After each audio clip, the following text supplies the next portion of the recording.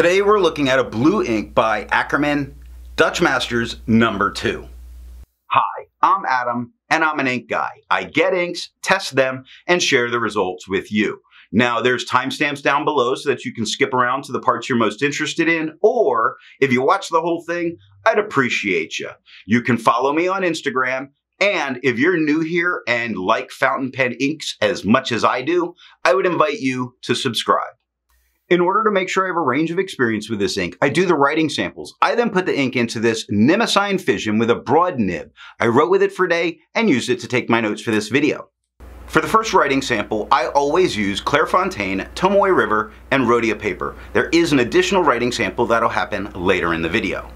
Now, let's look at the writing sample with a Goulet medium and a Jinhao X750 with a Goulet extra fine. Let's take a look at the Clairfontaine. We have no bleeding and no ghosting. The 1.1 has no feather spread, halo sheen, and no shade. Said no one ever about this ink. It's like camouflage. It's amazing. Dark, light at the top, dark at the bottom, light at the top, dark into the second, or light into the second K, dark out of it. Just amazing. Look at the DM, how much shading is occurring just on that part.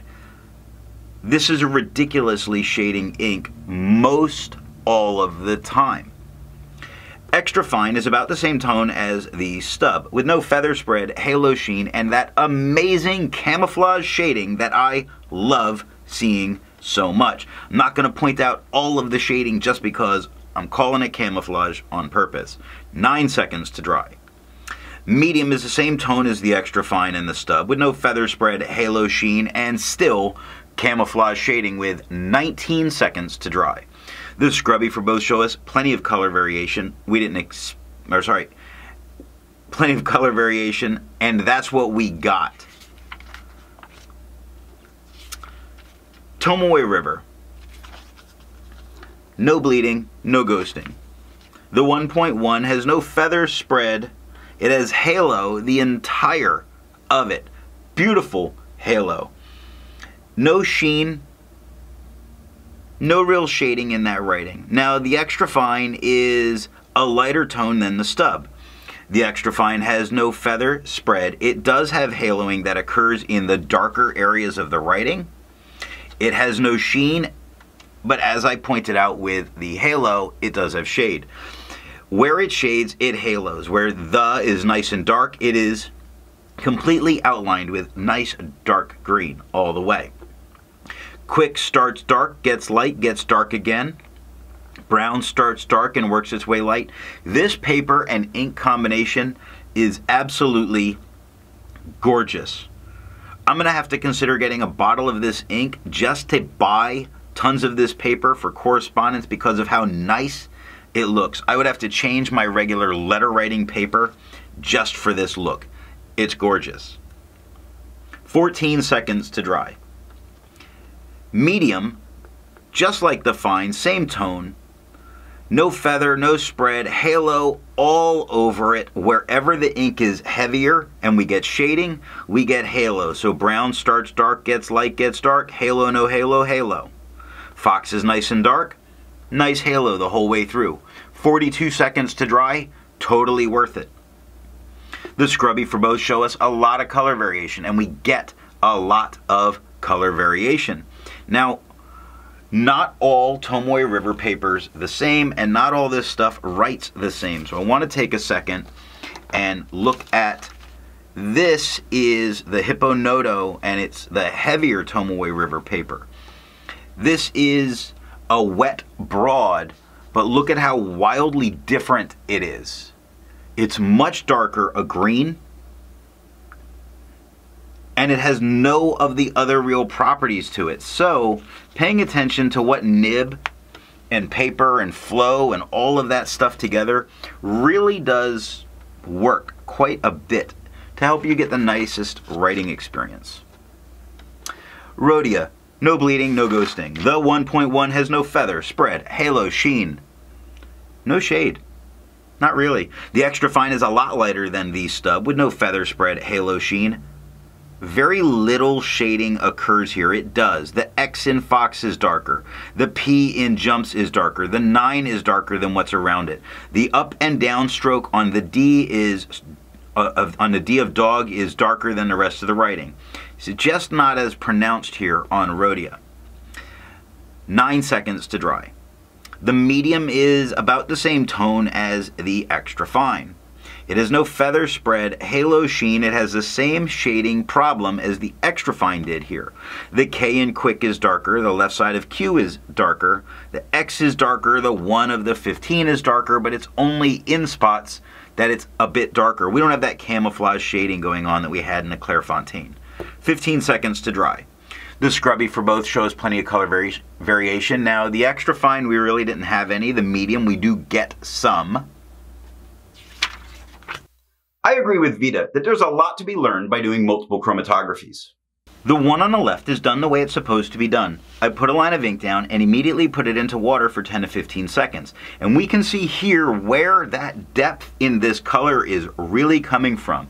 It has a very light blue at the bottom that's pushing its way up into a nice rich green, and then this very dark blue across the top. That's what's allowing this ink to have such beautiful shading. The one on the right, I let dry for 10 minutes before I dunk it into water. And that initial blue at the bottom is much more there and darker, and it's staying in place. Some of it's pushing up. We still see all of that beautiful rich green and very dark blue at the top. Resistance tests are done to see how well this ink can be expected to perform on the page and how hard it may be to clean from your pen.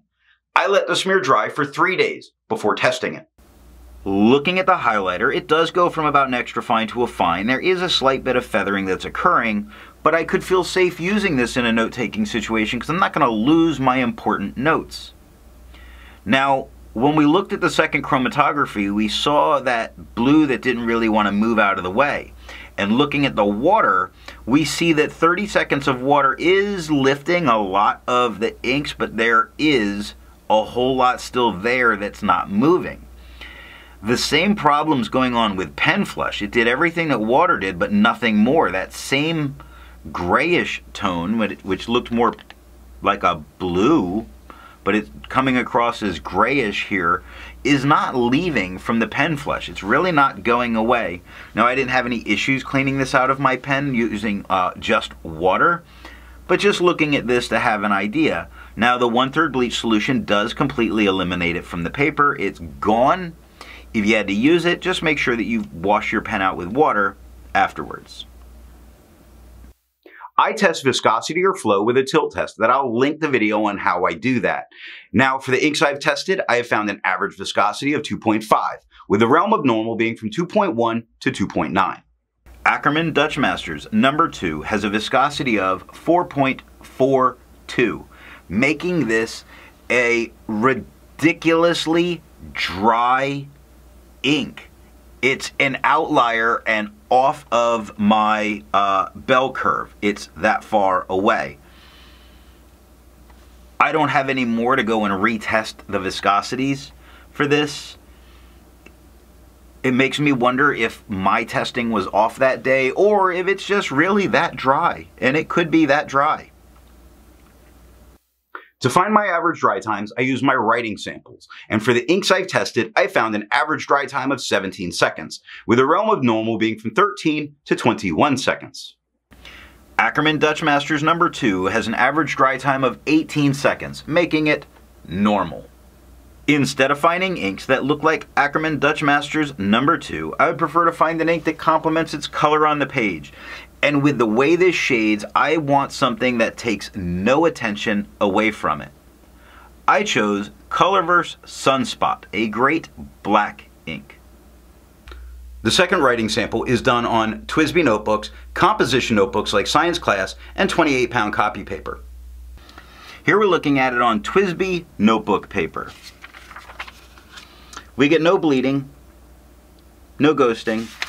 The 1.1 has no feather spread, halo sheen, and no shade. Now the extra fine is lighter than the stub. It has no feather spread, halo sheen, no shade, 7 seconds to dry. Medium is only a hair darker than the extra fine, but nowhere near as dark as the stub, with no feather, spread, halo, sheen, or shade, and 15 seconds to dry. Now the scrubby for both do show us some color variation, but it did not come through in the writing samples. This is a little bit more absorbent a paper. What about cheap papers, like composition notebooks? Now we have no bleeding, but we do have ghosting because it's such a thin paper. The medium at the top has no feather, spread, halo, sheen, and no shade. 2 seconds, that's the number 2. The extra fine is lighter than the medium. It has no feather, spread, halo, sheen, no shade, 4 seconds to dry.